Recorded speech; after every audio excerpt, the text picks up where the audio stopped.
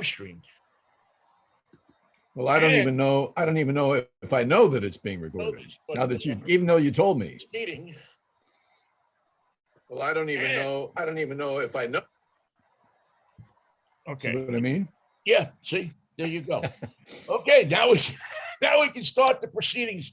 Well, it is a little late because we just started gabbing and lost ourselves, but it is Mikey and Vinnie on a Wednesday Wacky morning. Wednesday. After you got a morose Monday, a wacky Wednesday, a freaky Friday. Those are the 3 days of the week. And so this is the wacky part. What's Monday? Morose. Morose. I'm going to go with maudlin, but morose works just as well. Okay, same club. Exactly the same flag. All there at the Action House and of course the barge. And we'll see you at the barge and come early and stay late. Yes, come early, stay late, get drunk. All of those things work for you. He is Michael Knight. He is in beautiful Los Angeles, California on this Wednesday morning. And he's in Seattle. His name is New York Vinnie, and their football team is in an eruption. Wow. An eruption that hasn't been seen since Ken Behring said, I'm taking these guys to Anaheim. Wow. Yeah, I mean, you could I guess you could make a pretty good case that this is the biggest trade in Seattle sports history. Bigger than Griffey, yeah. Yeah, and also, I would put it right now with the Randy Johnson trade. See, Griffey was a different thing because you knew he wanted to go. Yeah. You didn't know it was going to happen. I mean, you knew it was going to happen. With Russell Wilson, up to last week, they were saying he wasn't going anywhere. But here's, but here you go. Yesterday, you pull, Aaron Rodgers signs his deal for a guy good little $1 million. Because nobody wanted him. If you want to believe the Green Bay Packers, he had 0 offers to go somewhere else. Well, yeah, I don't know if I believe that, but 0 offers of the right magnitude. Yeah, Jacksonville wanted him. Yeah, Jacksonville. I can't believe that Washington wouldn't have wanted Aaron Rodgers. They were after Russell Wilson. Well, there's a number of great quarterbacks in play, and I'm glad that Russell chose Denver because I think he'll be happy there. I think he'll do well there, and if he stays healthy, he's got a young team that he can.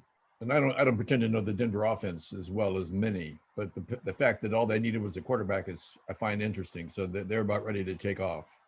Well, see, I never subscribed to the theory that all a team needs is a quarterback, because the Seahawks certainly need more than just a quarterback. They need an offensive line. They need a quarterback, and they need, now it seems they're going to need a lot more. But I thought that was a good load of players that they made. I thought the trade was evenly balanced. There's a load of players. I was going to say is that for what they got, and I was not in favor of trading Russell Wilson. Let me just say that, and that I looked at how Ben Roethlisberger went with the Steelers and stayed with the Steelers, and had it, and I am a vast subscriber to the theory that your original team, the first place you play is where you are going to be the happiest.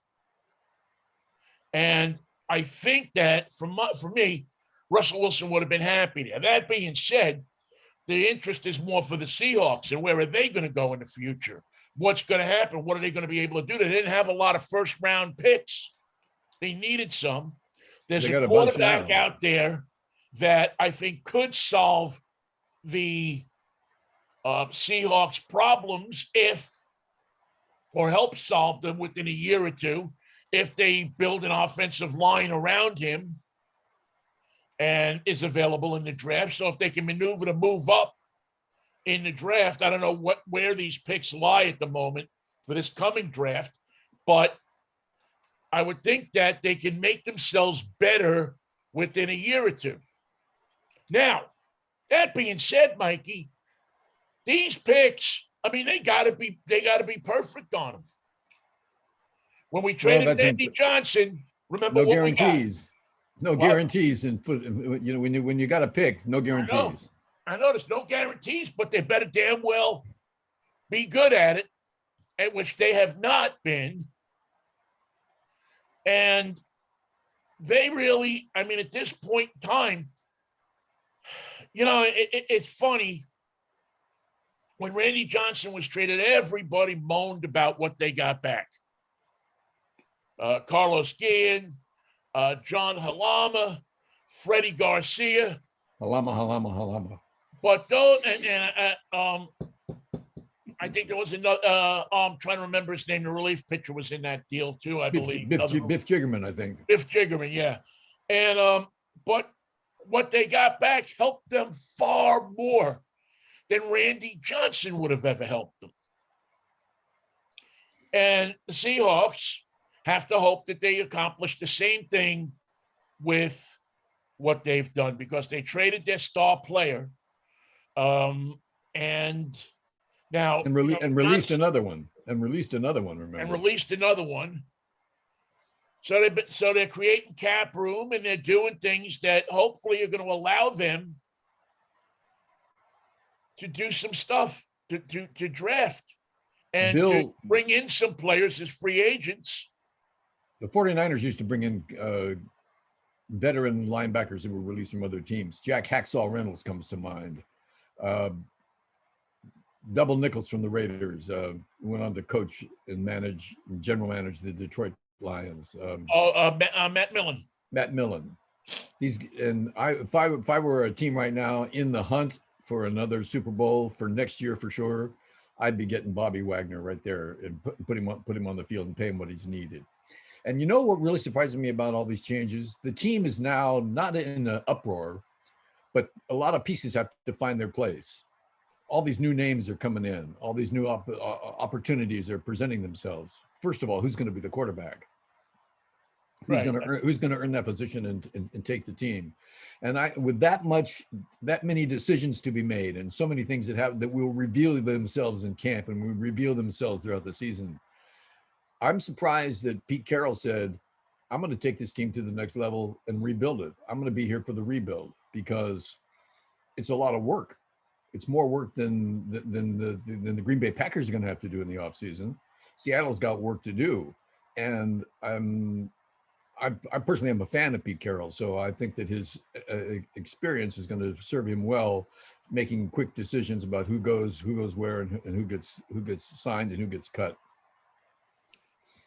Well, you know, Mikey, they have a lot of spots to fill, and they have now a handful of ability to fill those spots with young players, with college players. Yeah. As we always we've talked about this for years. With college players, it takes them a little time. It takes them a little time to get. Now, some guys get it right away, boom. Others, it takes them a year or two, and I think that's what. It's almost, to me, like the Seahawks have taken a page out of the Mariners book of about 10 years ago, and that is get rid of everybody and start anew. Build a team that you want. Here's the problem, though. Now, this is what you got to think about. You're doing that with a coach who's 71 years old. I know you like Pete Carroll. I've grown to like him. I never really liked him for a long time, but I've grown to respect him. Let's just go with respect and realize what he's able to do. Well, my feelings about Pete Carroll. You just traded away Sandy Koufax. But his arm hurts. Well, I don't know that his arm hurts. His finger hurt. And here's a guy, might I also add this, that came back when he was injured and tried to help his team. How many quarterbacks are going to do that? Well, Not actually, many that I can think of. I think most of them. Drew Lock is not going to be the starting quarterback for the Seattle Seahawks, or else that's going to be a half-empty stadium by halfway through the year. Then who do you give the job to right now? Just on your power chart. Well, who's your quarterback right now? It's Geno Smith, isn't it? And we saw what that looked like. Once you start making moves, it's easier to keep making them. So maybe Geno Smith is on the power chart for number one spot for quarterback, and Drew Lock is somewhere on the field. But is it too late for the Seahawks to make a deal for another quarterback? Well, I think the more likely scenario may be that they trade a couple of the picks to move up in the draft. If those picks can be used this year, I'm not 100% sure about that right now. But if those picks can be used this year, move up and draft. I like Kenny Pickett out of Pitt. I think you've liked him for years now. What? You've liked him for a long time. Yeah, I think he's a step-in pro.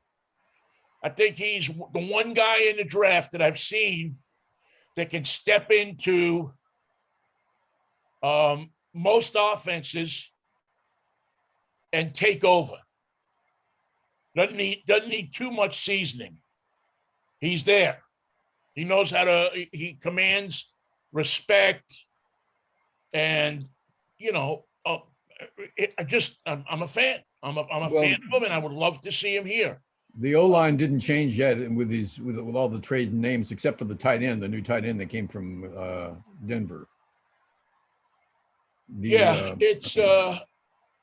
So that leaves some maneuvers and some money to be spent for the offensive line. I'm just trying to see if because if Russell Wilson needed protecting, a rookie quarterback's going to need even more protection. Yeah, three players. Let's see, Shelby Harris, 30-year-old, 6 sacks, defensive end. Tight end Noah Fant, who had 68 receptions, 670 yards, 8 overall picks in the 2022 draft. 9, 40, 41, and 72. There's a lot of good players at 72. Yeah. There are 2 quarterbacks on the board in the first round. You have Kenny Pickett, who right now, according to our old friend Frank Coyle, is projected to go at number 6 to Carolina. Pickett is 6'3", 220, and like I said, is a natural. He's Joe Montana. He's Dan Marino, I think. Remember, Joe Montana, 5th round pick. Yeah. So, do you, now the second quarterback in the draft that they say first round we're talking about is out of Mississippi, Matt Corral. I don't know a lot about him. 6'1", 205. I like the height of the quarterback. Yeah, you better get the taller boy. 6'1". Yeah, I like the height, man. I like to see somebody who's if you're not over 6'3", then you're going to be running around like Russell Wilson for the rest of your career. Right. I give me that extra 2 inches. Absolutely. Of height, and I'm happy. And then there's Malik. And that was one Willis. of the problems. One of the problems with Jimmy Garoppolo was his passes were knocked down a lot in vital situations. What was he? 6'1", right? If yeah, I think yeah. And then you got Malik Willis, quarterback out of Liberty, 6'1", 220. I don't know, Liberty. I don't have his numbers in front of me or his pedigree, but those are the 3 projected first round quarterbacks. So could you pull a deal off with, and this is where you are going to have a lot of help, man. You're going to have to know what you're doing, because could you pull a deal off with Carolina? Could you pull a deal off with the Jets? who drafted number 4. Detroit, could you move up by giving them a bunch of draft picks lower? The Jets in Detroit are not anywhere near loaded for the playoffs. Did you notice that Denver in this big trade where they made a lot of moves did not change their offensive line? They're keeping their line in place for this new quarterback coming in. Well, I think they think that they have I think they do think that they have the tools to win right away. They just need a quarterback. Now, again, I am always of the opinion that you always need more than just a quarterback, but a good quarterback is going to get you, is going to win games for you. They got Javonte Williams, the running back, as an offensive player, and I mean, he's one of the top rookies of the year. He's only going to get better. One of the things that the Seahawks realized was that if you've got an offensive line that's not committed and able through its talent to protect the quarterback, it also probably can't block well enough to institute your running game. Well, here's the thing, Michael. When you make this kind of rebuilding change, do you keep a 71-year-old coach? Well, how much longer is Pete Carroll going to coach? Well, it's not his age that I'm concerned but about. His philosophies is what I'm talking about. I'm talking about his decision-making process. Right. While he's rebuilding the team in concert with the other executives in the front office, and then through experience, what's he going to do on game day? How's he going to adjust at halftime? What experience does he have to make the changes that are important during a game when it's 10-3 and you think you can win the game, but you haven't scored yet? These are the things that drive you crazy when the coach thinks that he's got the plays and he's got the players to pull it off. He also has to have the experience to have seen it before, like Andy Reid. Right. You look at Andy Reid and you say, what do we need this guy for? Well, as it turns out, for everything. Right. Every decision, every play called. And the division that the Seahawks operate in, everybody's a Super Bowl contender. It's busy. It's busy in the West. Yeah. I mean, you got the Super Bowl champion. You have how many playoffs? I mean, it's ridiculous. The talent, the competition in this division, there's no sleepers.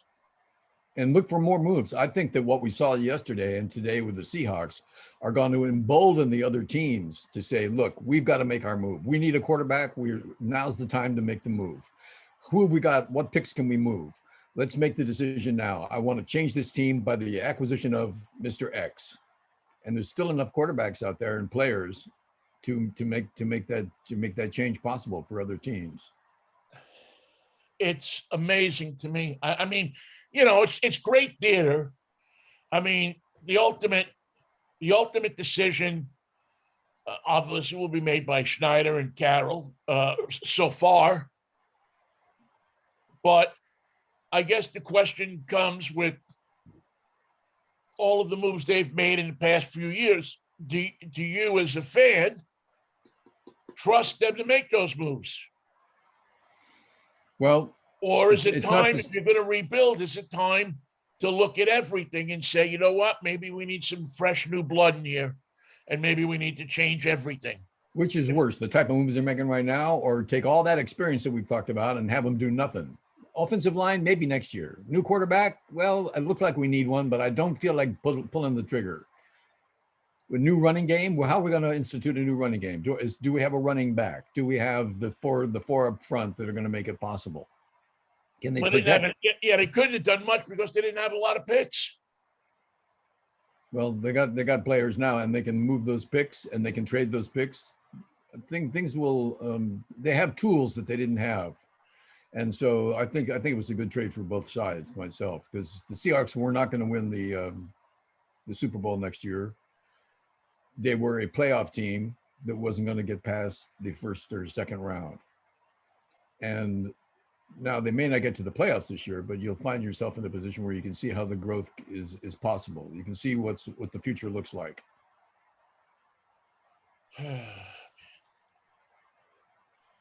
It And think of the other teams that suck, like the Colts and the Jacksonville Jaguars and all the other teams in the middle of the league with no opportunity to go further. What are they thinking? Where's their big move? Where's their push to change the team? Where's their revolution of overturning players and putting together a new lineup? What are they doing? What are they doing in Washington? Yeah, well, I mean, what as we see many times in sports, in football especially, one move starts the ball rolling. Right. Many other moves. So it'll be. I mean, if you know what this does. This makes the draft exciting for Yes. Seahawk fans. The draft party for Seahawk fans is going to be rocking. I mean, this is all you're going to hear now, from now until the draft. Is mock draft. Every mock draft expert on the internet will be on the new KJR FM at 93.3. Goodbye, Cube, and all that history. Will be on there, rapping and flapping about what they think is going to happen. Nobody's going to know for real except for Schneider and Carroll. You just don't want it to be like a Jets draft with their first choice, the New York Jets select somebody you've never heard of from someplace you've never been to. Well, that's what you got to go back and look at. How is there, with Russell Wilson, they always thought that if you have Russell Wilson, you're going to be able to win right away. You're going to win. You have this guy. He has proven what a quarterback he is, what he can do, and it puts you in it almost immediately. Well, you're right.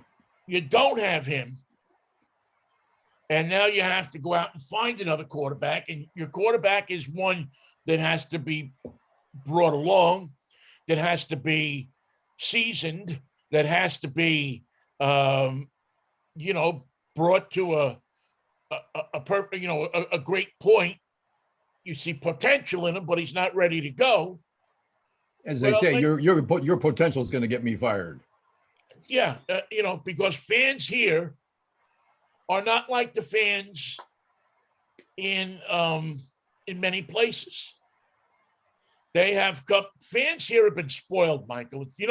When we were doing the morning show, fans expected to lose.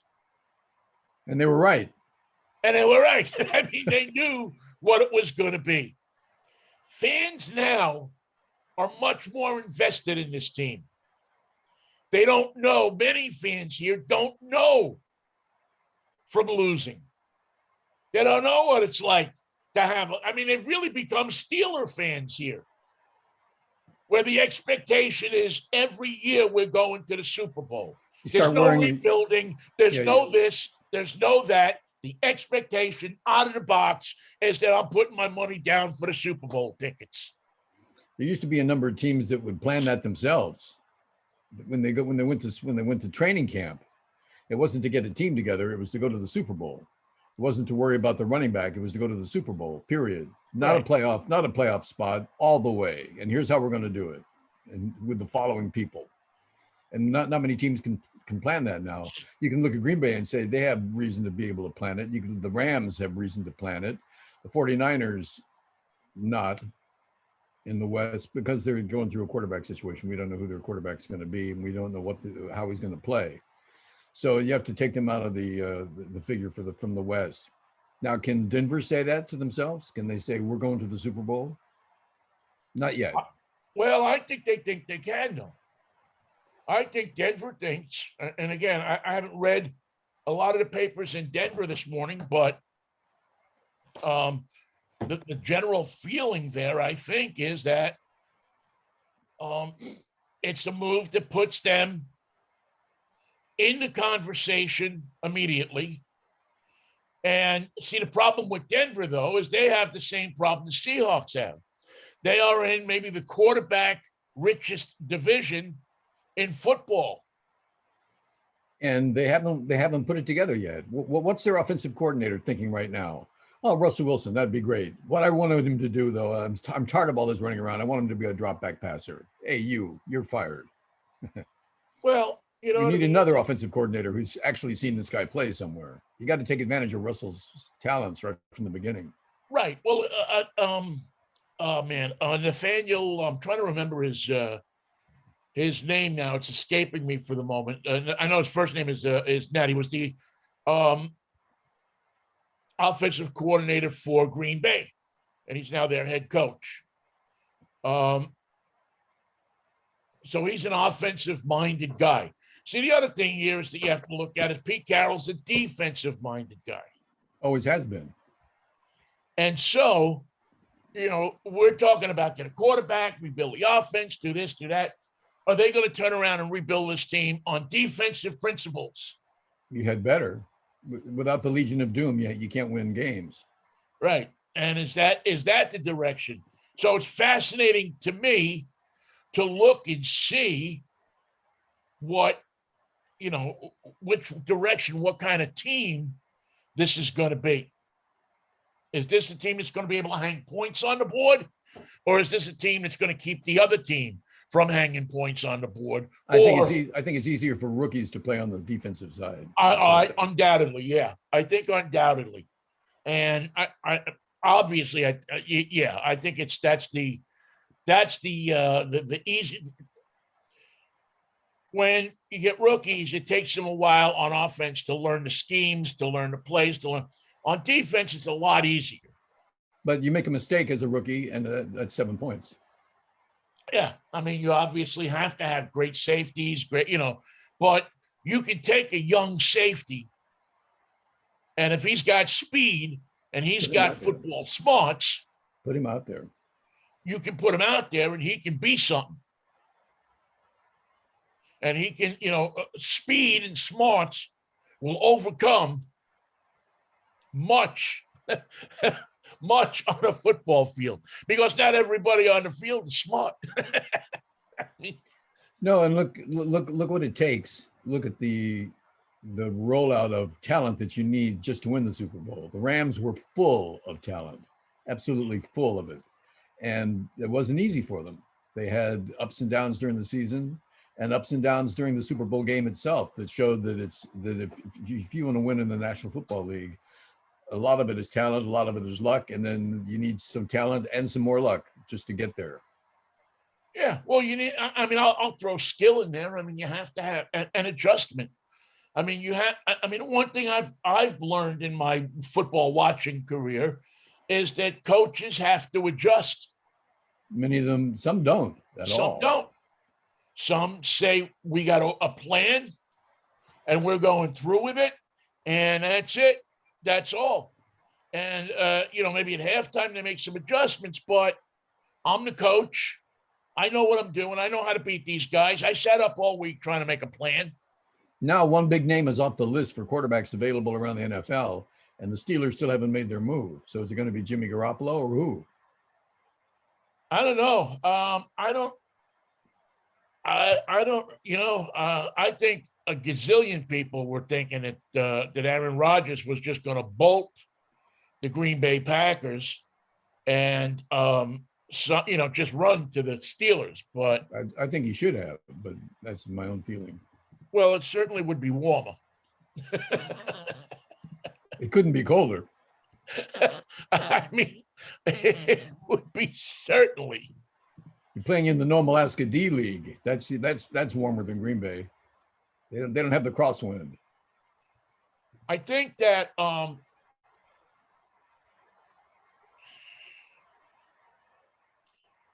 who's left? Besides Garoppolo, who's really available for as a plug-in starting quarterback? I know the kid out of Wazoo, I believe, is available. All right, here's a free agency quarterback ranking of available free agent quarterbacks. Okay, James Winston from the Saints, Marcus Mariota from the Raiders. I like him best so far. Mitchell Trubisky from the Bills. Nope. Yeah, I mean, they got Josh Allen. Where are they going? you know. Ryan Fitzpatrick, Teddy Bridgewater is now available.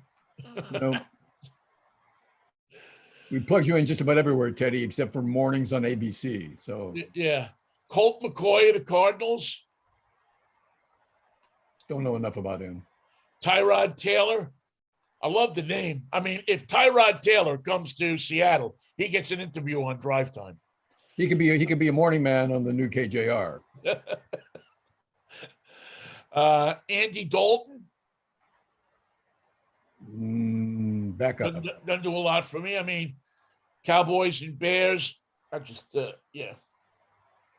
Jacoby Brissett from the Dolphins. Who? I don't know him. He's 5 starts for the Dolphins with Tagovailoa injured. Right. I don't. So there's nobody on that list. There's no plug-in quarterback for Pittsburgh. Well, you have now. Here's the big two down at the bottom of the list. Cam Newton. Nope. Or, ladies and gentlemen, boys and girls, he's still in the league. Joe Flacco. I'd take Joe Flacco over Cam Newton. Yeah, I'd take Flacco over Newton in a minute. One thing I like, and I don't think, I mean, he's a 1 year at best kind of guy, and I just think now sporting news has him landing at the 49ers, so you better study up on him. Who? Joe Flacco. No. The funny thing about the 49ers is they still haven't traded their man. They can keep Jimmy Garoppolo, They don't have to get rid of him. You know what?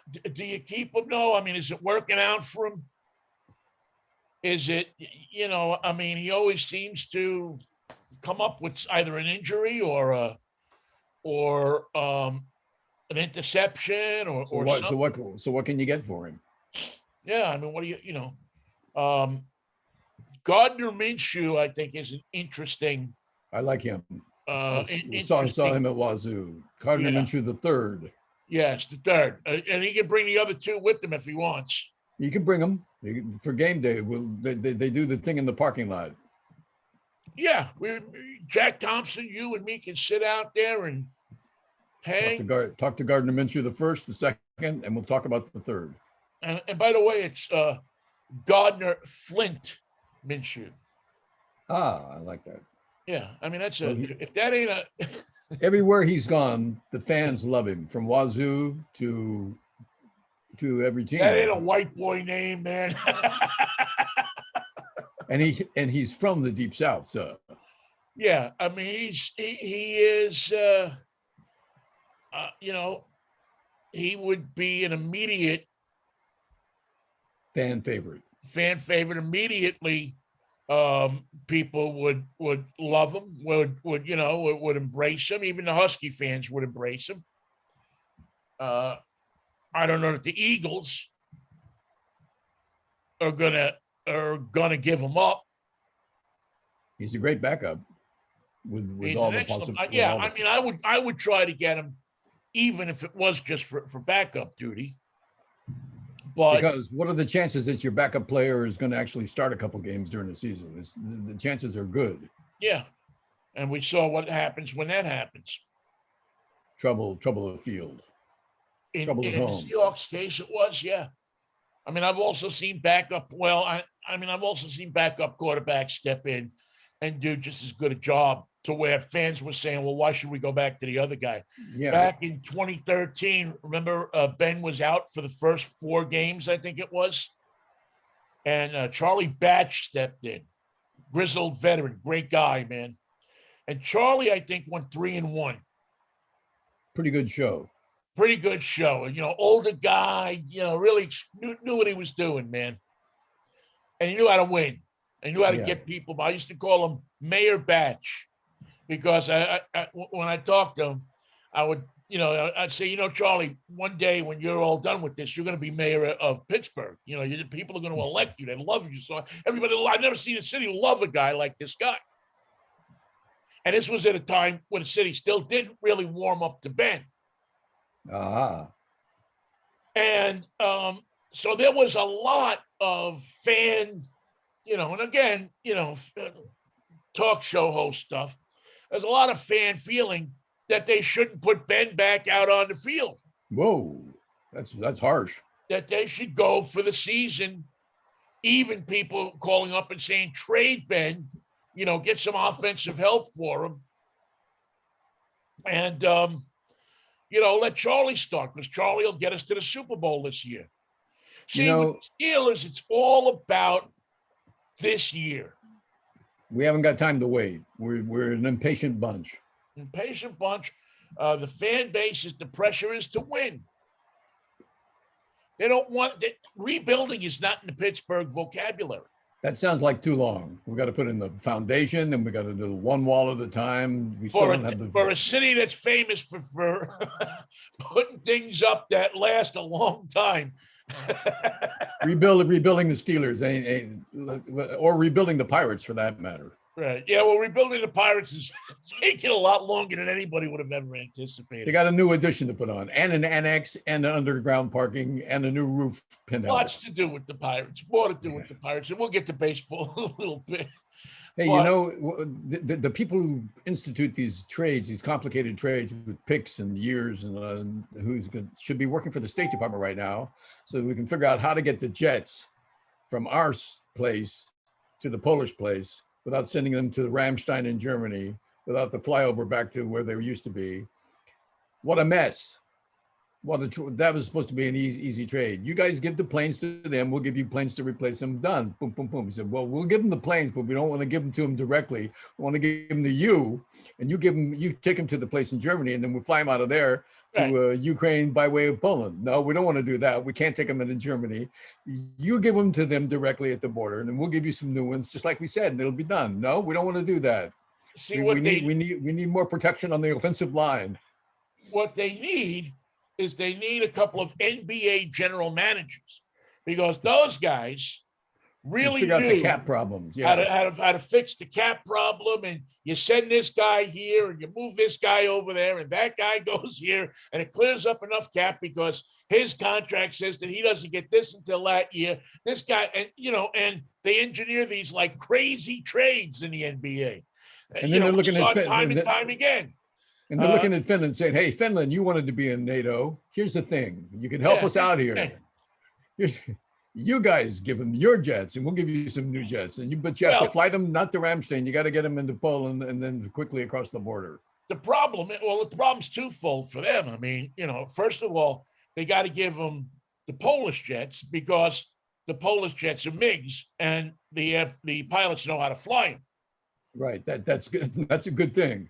If you're going to give somebody jets, now the second problem there, and I know now we've switched from war, football strategy to war strategy, which is same thing, same damn thing. It is, right? What George Carlin used to say, football is war. We just have the field general move the troops down the field, taking position and taking territory until you hit the goal, and then you punch it through. And in baseball, you go home. The idea is to go home. Everybody go home. The great George Carlin. So you have that problem that you have to give them jets that they can fly. That always helps. Second problem is, if Putin sees that the jets are, going over to Ukraine, does he bomb them in Poland? Oh, yeah. Yes, he would. And if he does, there you go. He started World War III. Everything you tried to avoid it is over in 30 seconds. Yeah. Now you're in that situation. For my money, Lindsey Graham, and boy, I'm going to tell you, when I think Lindsey Graham is making sense, we're in trouble. But Lindsey Graham had the best idea of all. As a matter of fact, I think that they ought to arm Lindsey Graham and send him as a special envoy. Send the South Carolina conscripts, yeah. Yeah, Lindsey, we're sending you because you just seem so smart on this thing. So you go, By the You way, know, it's a one. couple of It's a guns. one way. It's a one way ticket. When you get to Kyiv, just take the bus back to the border. It's a turnkey. All you got to do is go meet him and explode.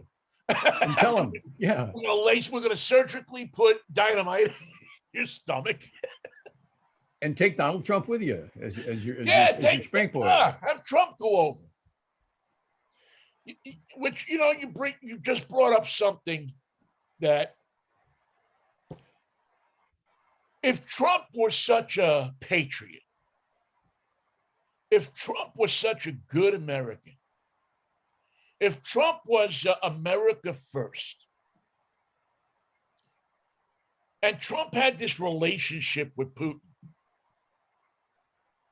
wouldn't you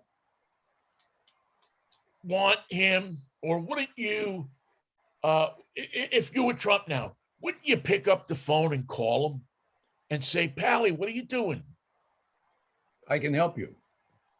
I can help you out of this. Stop this. This is crazy. This is not good. This is not good for the Trump Kiev hotel.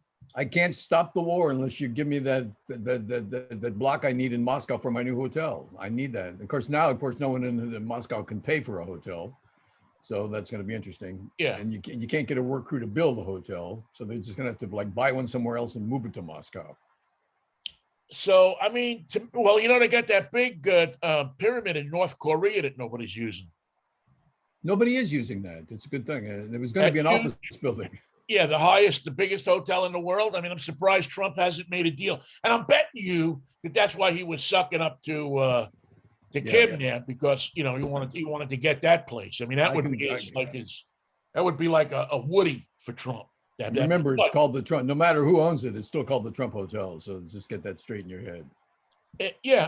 Why wouldn't Trump, as an ordinary citizen now, as a regular guy? I mean, any other president that you could think of that had a relationship that was that close with somebody, Obama, Bush, Clinton, Bush Senior. I mean, go back. I think we're at the point where no one can talk sense to Putin at this point. Yeah, that's a shame that he won't listen to reason, but he's not going to, and that's going to cost him not only his reign, but it's probably going to cost him his life. Well, it's you can't have Putin sitting around in a retirement home in Miami Beach. That's not going to work. No, it's just like Hitler. Wasn't going to work. Well, it wasn't going to end well. Hitler was not going to be held in Leavenworth for. And on his last day, Hitler was still trying to take down the entire country. What little remained of it, he wanted that destroyed too. And destroy it all. And I don't think you can hide in Argentina anymore. Not as well as you could once before. Yeah, I think not all them people got cell phones, man. So if Hitler's walking down the street with Ava, try Paraguay. Give it a shot. No, what's the other? There's another country. Oh, Ecuador. That's the place that everybody is saying to move to. Ecuador and Panama. It might turn out well if we cut this oil deal with Venezuela. They'll be our friends once again. Ain't that something? Did you ever think you'd see the day? And well, what do we have to do to be your friend? Well, don't worry about the friend part. Here's the deal. Just sell us oil. We'll send you a bunch of suits from Robert Hall. You get a suit with 2 pair of pants. Everybody gets one. You guys are going to look like $1 million. The shirts are free. Pick out a tie. We're going to send you 5 Orange Julius franchises. But what else? Okay, you get the Ginzu knives. Now, how much would you pay? And Maduro says, "Oh, well, hey." Why you should have sold? You should have said the Ginzu knives when you opened up. Okay, we got a deal. There you go. It's amazing. But listen, it puts us in the position of having to now, kiss ass to people that we probably don't want to kiss ass to. The Saudis too. Hey, but here's the question: why? If you're an oil producing country, this is the way to do business. You got no choice. Well, but here's my question: why aren't the American companies stepping up? We're not producing it anywhere near capacity. Not a word. Why should we drill for oil, explore for oil, and be an oil company when all we have to do is just raise our prices and pay everybody bonuses? We don't have to look for oil. We don't have to make oil. We don't have to be an oil company. We just have to be a pricing company. We tell you how much it's worth, and that's what it's worth. What are you going to do? Billions of dollars in profits Every day for the I paid $5.39 yesterday for a half tank yeah, of it's gas. $4.99 down a block here. Costco's the cheapest at I think they're $4.79 or something like that. I paid $3.78 before I left for California. Forget about it. That's ancient history. Yeah, it's crazy. It's absolutely crazy. And not a word. And Joe Biden said yesterday, but remember, no gouging, no price taking advantage, none of that. Okay, gentleman's handshake on that one, an agreement with the oil companies saying absolutely nothing. See, what head of an oil company has made a statement to the public in the last 2 weeks? None of again, I hearken back to, and I don't know the mechanics of it, the law of it, or what, but I go back to Nixon and I say, he's the last president that had the nerve to say, you know what, it freezes here. This is where it stops. And he said, look, I know you guys. I know how you do your business. I know how you come up with your prices. You're making it up on a whole cloth. Any one of you. You're all doing it because we let you do it. Now we're going to stop you from doing it. And I'll call you when that changes. But right now, I can tell you what your gas is worth. $4.99. I'll give them, how about $3.87. There's your top. It cannot exceed $3.87 a gallon. We'll work with that for a number that I like. And here's the thing, no discussion. I'll do the National Guard if you want it that way. It's up to you. Yeah. Well, we can do what we did with several utilities in this country. We can nationalize them. We can. I'm at war with Russia right now. If you want me to be at war with Russia and you, just raise your hands. Yeah, and that's something. I'll be honest with you. I mean, I think that's something that if Biden did that, if Biden stood up and said, as of tonight, we're freezing the prices where they are. As a matter of fact, we're going to lower them back to 450, whatever it is, right? So Thanksgiving. Companies can still make a profit. People can still, but we're going to ease this on the American consumer. No gasoline in this country can be sold. It's an executive order. No gasoline in this country can be sold for more than, I don't know, what do you want to say? $20, 20% over the cost, or $3.50 a gallon, $4 a gallon. That's it. Wouldn't it be wonderful if you got a 20% profit on each suit you sold at Robert Hall with 2 pair of pants? And it's capped for 90 days with the option to cap it again for another 90 days. So that gets the president's summer and gets you almost, I think, to the midterm elections. And it gets you past this war that we happen to be in. And in one way or the other. And if you decide to lower your production from what it is on this date, you have to have we will send a National Guard. We will send people in to run your facility. We will nationalize it. We'll figure out how to work it. And if you don't like it, take us to court. But we're not going to have you attack the American people from within. We're not going to have you attack the people who are trying to help these unfortunate people in Ukraine. We're not going to let you take advantage of a situation that little babies and children are being bombed and buried in hospitals. That's what we're not going to do. Whether you're a Trumper or a Bidener, a white supremacist, or a dyed-in-the-wool socialist, we don't put up with that in this country.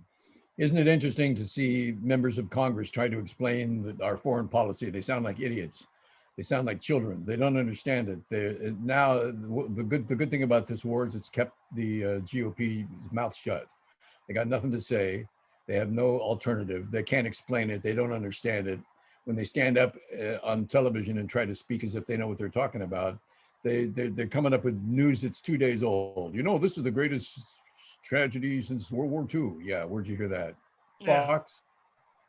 Heard it on Fox yesterday. It's Yeah. true, isn't it? I mean, Fox and the Republicans have shot themselves in the foot over this because and They got they're no place lucky to that go. the American people have a short memory because Well, they'll no. forget how how the Tucker Carlson, whatever his name is there, Tucker Carlson was touting Putin. Still is. He hasn't let go yet. See, I would watch him. I absolutely, he is. I take better looking craps in the toilet than Tucker Carlson. I should hope so. So he's just, and anybody who buys his bullshit, who subscribes to that stuff. Well, as they say in Vegas, he placed his bet and he's riding with it. And he's going to lose. And he's going to lose because, I mean, even Marjorie Taylor Greene has to look at this and go, my God, they're killing children. She said, why don't we do that in Georgia? Why don't we kill children? Why feed them? Jesus. Why feed them when we can bomb them? Oh, man. She'd be another cat. She could go on that trip with Lindsey Graham. Carry his bags. Matter of fact, you could let him be the you could put the ideal assassination squad in my book for Putin, sent from the United States, would be Lindsey Graham, Lauren Boebert, Marjorie Taylor Greene, hey, guy in Arizona, the white supremacist, Gomer. Yeah, and Louis Gomer from Texas. Well, with those people in the room, I those think five, Putin would slit his own throat. With explosives, go in. You can build a memorial to him after it if you want. It would be beautiful. We'll put a nice statue somewhere in, I don't know. We'll even we'll make a deal. If you take out Putin, we'll even put a Confederate flag on it for you, okay? Somewhere out in Virginia, near a strip mall. Yeah. Matter of fact, we'll name the whole damn strip mall after you. It'll be called Those Guys Strip Mall. They gave their life service of humanity. As and not a moment too soon. Said, for duty and humanity. Well, they meant it. The Stooges at least were committed. By the way, this just in, Spolpakia has said that you could actually take those jets and park them right on our main street. As long as we can sell you some fuel and some Orange Julius, by the way, the official drink of Spolpakia. And also, in Spolpakia, you can get corn nuts if you stop at the right place. Oh, well, you can get them at the Orange Julius there. There you go. Although those things are always rough on my teeth. They're tough to chew. Okay, let's just get chips then. They were easier when you were drunk. Oh, no, that's beer nuts. Same thing. No, the corn nuts were hard. The beer nuts were a little softer. Those with the hot skins on them. Right. The beer nuts. What do you need now? I need more beer. That damn hot nuts got my mouth on fire. Tell me that wasn't employed by the brewing companies. Swanee came up with that one, by the way. Yeah, Swanee. Nice job with the other day with that tribute and having Rod on it. It's so good to see Rod. It's great to have a guest because the show goes so fast. You go, what the heck was that? That went by in a hurry. Yeah, we're going to do that more. We're going to book more people. It's I know people love listening to us. I know Marjorie Taylor Greene says she wants to come on the show, but when it comes time to committing, she's always got something else to do. Why? Why are people like that, Michael? Well, besides money that idiots send to her because she's so obnoxious. It's just some people are bad. They're just bad to the bone. They don't care. They don't care who they hurt, who they offend, it's like, I always said that Trump was like Donnie from Queens. He was a sports talk caller. He was a putz to begin with. That didn't know anything. Right. Hey, we ought to trade Tom Seaver. Sports talk caller that didn't know anything. They got elected president. He was still Donnie from Queens. Let's make the Jets great again. Yeah, let's make the Jets great again, man. Let's put Joe Willie back in there. Let him coach. And it seems like now we have, because I could see Marjorie Taylor Greene as, calling up WSB in Atlanta. Hey, how come the Falcons are so bad? I would trade this guy, trade that guy, sell this guy, do this, do that, Well, it's the same thing with Congress, Well, how come America's so bad? Well, we ought to put this guy in jail and trade this guy and bother some kids who are trying to cross the street and everything, and people send them money. It's funny how this war has taken the agenda away from the GOP to the point where they got nothing to talk about. We want to talk about Donald Trump. We want to talk about our white supremacist agenda. We want to talk about taking rights away from women. We want to talk about having mean judges in the Supreme Court. We want to talk about lying on television and getting away with it. We want to talk about all those things, but no one wants to listen to us anymore because apparently somebody's got a war going someplace and it's taking all our airtime. Don't let it fool you, Michael. Don't let it fool you. Their war is not stopping on women's reproductive rights. Their war is not. Look at what's happening in state legislatures all over the country. They're trying to legislate Roe versus Wade out. And voting rights out. So don't take your eye off the ball. The major ball is the war right now. But don't take your eye off what's going on the backfields either. Well, America was like that before World War II. There were German groups, there were pro-Nazi groups, there were pro-fascist groups. It was seen as the way to get this country back on track.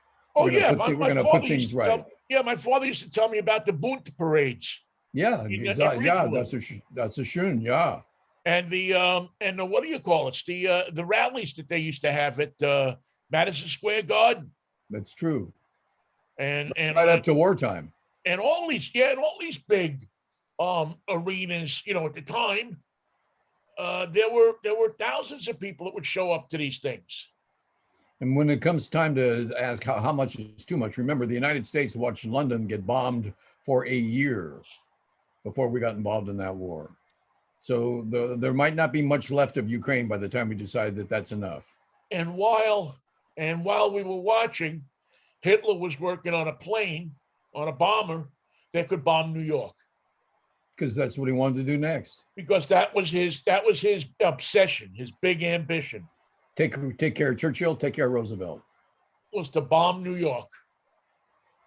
And again, we cannot ignore the lessons of what we see in front of us. And there would be people in New York saying, okay, it's awful being bombed, but look, there's new opportunities here. Like where the bombs land, you can put up new buildings. Anybody can build there. We didn't think the Empire State Building was big enough. And I mean, it was nice. It was important, but do you really miss it? Because we're going to put up another one when the war's over. But I got the rights to build right here. Yeah, that was. And believe you me, if in those days Hitler thought that he could put a plane into the Empire State Building, the problem is they put a plane into the Empire State Building and it didn't knock it down. Didn't do a thing. Vinnie, I got to run because I got a thing going that I didn't know about, but I love you and I'll see you Friday. Mikey, see you Friday. See everybody else Friday. Peace, love, and Manischewitz, baby. What a wine. There you go. And we will all catch up with you on Friday as well. Thank you for listening to our show. We hope you got something out of it. And that it enlightened you a little bit. Take care. See you on Friday. Peace and love.